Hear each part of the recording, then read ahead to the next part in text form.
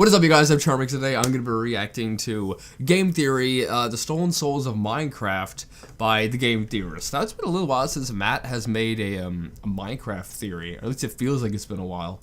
But anyway, hope this be quite awesome. As I don't know what he's going to be talking about.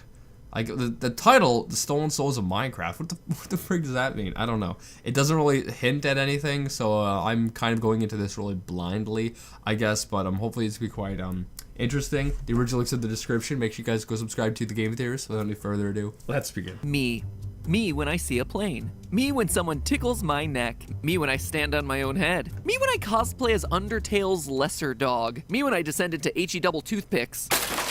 Hey! Well, that was a weird opening, Matt.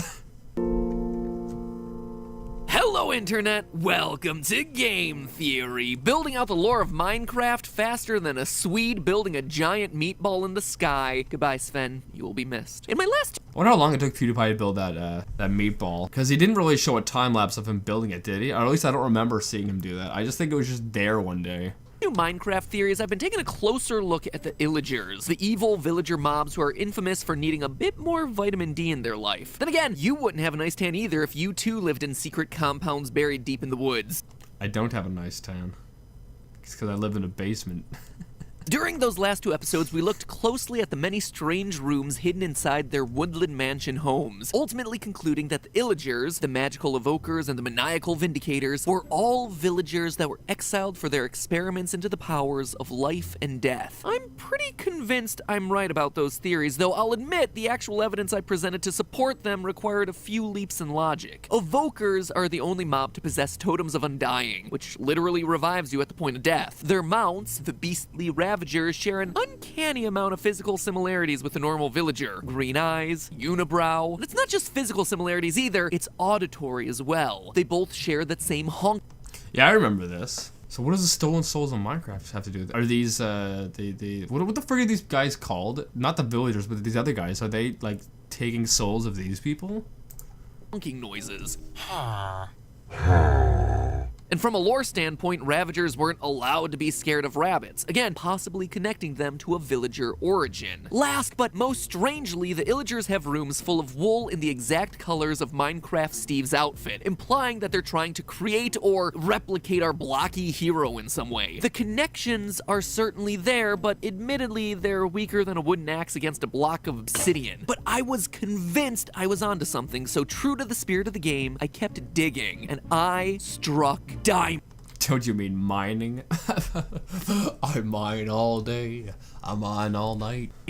I struck emerald? I struck netherite? What is the thing I should be most excited about finding when I'm digging in the ground at this point? Because there are so many rare, high-tier blocks at this point, and they all have such different usages that I'm not quite sure what's the most exciting one to find at this point. I think it's netherite. Like, to me, I think netherite's the most exciting thing, because it's super rare, and it's also the newest. Diamond at this point is like, oh, it's diamond. Anyway, I struck a rare and exciting buried resource that serves as an apt analogy for me finding the missing link in my lore theory. The evokers are indeed playing with the powers of life and death, but not quite in the way that I originally thought. And today's theory is gonna prove it as we cover the secrets of the Vindicators and the mysteries of the Vex. The what? Who are these people? I've never seen them before. Ever since I started researching the Illagers, something kept rubbing me the wrong way. The Vindicators. Unlike all the other villagers and Illagers with their iconic green eyes, Vindicators have blue eyes, and this is apparently an important detail of their design. In a previous texture update for the game, Vindicator eyes were changed to green in order to fit with all the other villager-illager mobs. Why did they change? Why did they change? That doesn't make any sense. Like, yes, it should have matched originally, but if they didn't match, that means that there was a reason for that. What was the reason?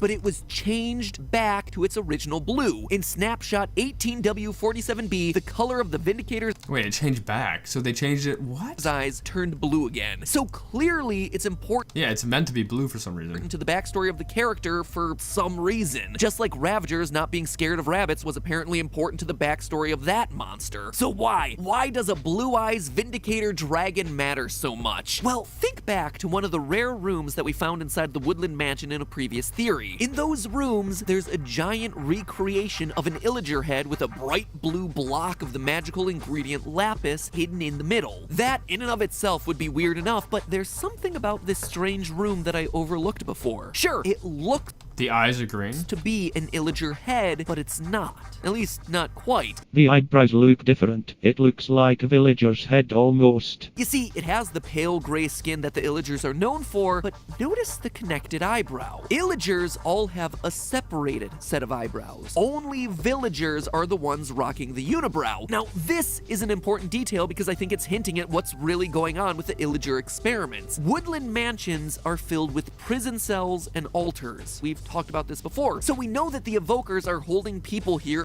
Sounds like a hell of a place to have a party. against their will and doing, as the Minecraft mob bestiary phrased it, unspeakable activities to them. So it's my theory that evokers are kidnapping villagers and yes, turning some of them into ravagers, but I think they're also implanting pieces of blue lapis into the heads of others. They are turning them into Freaking giving them lobotomy? mindless rage monsters, the blue-eyed vindicators. That's why we're seeing statues of villager heads with gray illager skin and a cube of lapis in the middle. It's a monument to the villager It's possible. Seems to make sense. undergoing the transformation into a vindicator. And it's a bit more than speculation. Consider this. To vindicate means to clear someone of blame or suspicion. It's a weird name. Then why did the eyebrows change, though? Do you think the eyebrows would have been stayed the same as the villager? I mean, yes, their eyes could be blue now, and they could be pale skin or whatever, but changing their eyebrows, how does adding a blue thing here change their eyebrows? That doesn't make sense. So maybe Matt's wrong. Name for axe-wielding murder cult members attacking villagers and kidnapping people to experiment on them in the woods. But what if the Vindicator is actually trying to vindicate that they aren't evil in the first place? That they were brainwashed or forced to become evil by the evokers through this lapis injection? Adding to this, let's look at the evoker entry in the Minecraft mob bestiary. Quote, "A world will only have a certain number of evoker resident within it. Their evil is thus contained. No new evokers will ever be able to spawn." End quote. This is also true of the Vindicators. Jumping forward in that same book, quote again, "As an illager, their numbers in the world are limited. They do not breed or reproduce in any way." They do not breed or reproduce in any way. Are illagers, are they gamers? End quote. Illagers do not breed. Their numbers are fixed. This is interesting because to me, it seems to indicate that the evokers, knowing that their numbers are indeed fixed and will never increase, are forced to have to create other illagers. And they're doing so via magical means, kidnapping other members of the villager community, and they're transforming them into vindicators through some sort of magical lapis lazuli process. I wouldn't say it's magical, I'd just say it's through a lapis lazuli lobotomy. Also, I don't understand the eyebrow thing. Like, this would be so much more believable if their eyebrow here was connected. Sure, they could have the angry eyebrows, but if it was just connected, I think I'd believe this a lot more. Because they aren't connected, so that makes me think that it's not them. Things helping this whole theory out is the fact that the Vindicator mob is stupid. Man, that sounds like Charmx. And that's not just me calling it out, it is explicitly stated in official lore from the game. Again, from the mob bestiary, quote, "The Vindicator is stupid enough to forget about its intended victim after a short time. Nothing makes someone lose a few brain cells quite like having a magical stone forcibly injected into the center of their head." The book also explicitly compares Vindicators to zombies, saying that its body is, quote, "only a little tougher than a zombie." So again, we have the idea of a Vindicator being some sort of mindless husk, a brainwashed, brain-dead soldier who's working for, created by, and built to protect the evokers who originated them. The last thing worth mentioning here is the Vindicator Easter egg that many players are already familiar with. Name I am not. At least I don't think I am. tagging a Vindicator as Johnny makes him No, I'm not familiar. What the frick does this do? especially violent against all other mobs except other illagers. Obviously, this is a reference to the movie The Shining. Here's Johnny. Wow, I never knew that. That's crazy. I hear, though, well, Vindicators use an axe, and so did Jack Torrance in the movie, except there's something else here that's worth mentioning. Jack Torrance in The Shining is just a normal guy who's driven into being a crazed, murderous madman by the evil supernatural forces that exist in the hotel around him. He's an innocent guy who is corrupted by spiritual powers, to the point of going insane and attacking everyone around him. The Easter egg movie reference could be just for fun, sure, but it could also be hinting at the origin origins of this mob. Innocent villagers corrupted by the evil magic of the evokers as they tried to build their ranks. And now they're left to I think that's stretch. I think that's a stretch. vindicate themselves, prove that they're not actually guilty of the crimes they commit. But this is all still obviously speculation, right? I haven't done anything to prove that the evokers can actually wield magic with powers over life and death. For that, I turn your attention to the Vex. No, I've never seen this thing before. The Vex are flying hostile mobs that are summoned to attack by evokers. They're What? Yeah, see, I've never actually found a woodland mansion before, so there's a lot of stuff in them that I'm just not familiar with. That's crazy. I never knew they did that. That's so cool. They're like little angels with wings until they start attacking you and you suddenly see that they're definitely no angels. These things are tiny and they are vicious. Makes them, in my opinion, one of the most challenging regular hostile mobs in the game to deal with. What makes them even worse to deal with, though, is that not only are they flying, but they can also pass through any block, including water and lava, without taking damage. There is no escaping from these things once they target onto you. But the reason I'm talking about them today is that they're the final proof that I needed to show that the evokers truly have control over death itself. Oh, so that's where you get the title, The Stolen Souls of Minecraft. So those are souls of other, I don't know, villagers or I don't know, something else To like that? understand why, we need to begin with Minecraft's newest game, Minecraft Dungeons. This game literally came out earlier this week. Yeah, I've seen PewDiePie play it a lot. I've seen a lot of YouTubers play it recently. Congratulate me for resisting the urge to put Minecraft 2 into the title of this video. Nintendo sent me a free Switch copy of it early. Thanks for that one, guys. I've been playing a lot of it just to see if there's anything that would elaborate on the What I don't like is because I've been watching PewDiePie or live stream it, and I don't like this weird map. Like if you look right here, you see there's like this little outline of a map right over top of the player. It's really annoying to look at. Like I think it would be fine if it was in the left or the right corner, like minimized, but the fact that it's right on top of the player, it kind of congests everything and makes it a little bit of a pain to look at.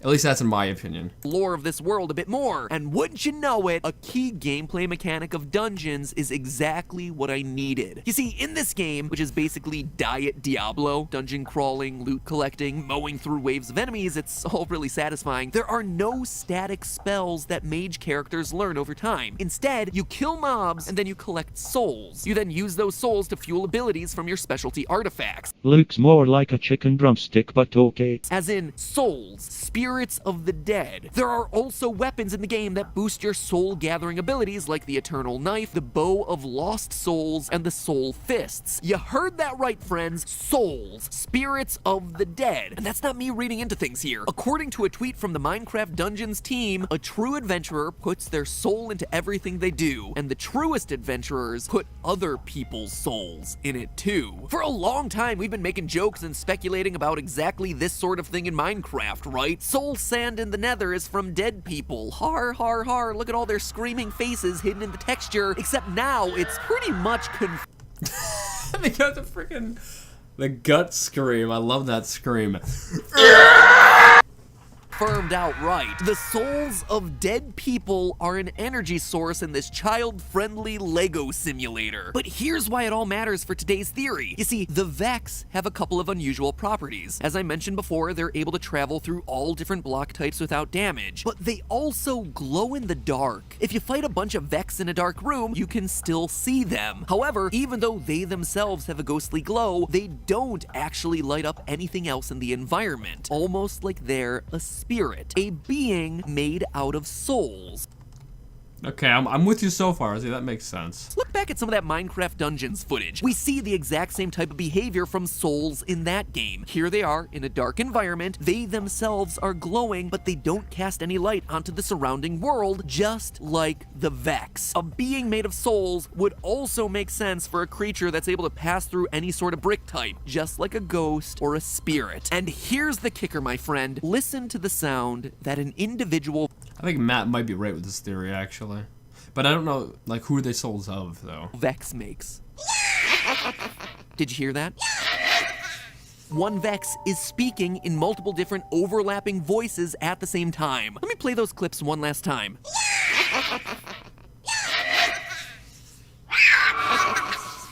What this tells me is that a single Vex is actually a collection of multiple souls fused together. That Okay, whatever. I don't know. That seems a little bit fetched to me. But the weird voice, you know, this sounds like their multiple voices is weird. how you get shrieking and laughing and ghostly whooshes throughout their sound effects. In the words of the mob bestiary, quote, "We do not know what a Vex's body is made from since it has not yet been possible to obtain a specimen, but it is quite possible that it is not flesh as we know it," end quote. No, it's not. It's a being composed of spirits. Multiple spirits smushed together into a flying demon, and the evoker is the one that is calling these creatures forth. The evoker is able to summon the souls of the dead to do its bidding. I don't know. That might be accurate, but I know it just seems weird. Like, I would assume maybe it's just one soul. But I guess as you've seen the other souls in Minecraft dungeons, they do not look like the souls here. But the Minecraft dungeons is made to have, like, the same... Like, it's supposed to look like Minecraft, right? So things are supposed to be replicant of Minecraft, kind of. So then, by that logic, what Matt says sounds like it might be correct.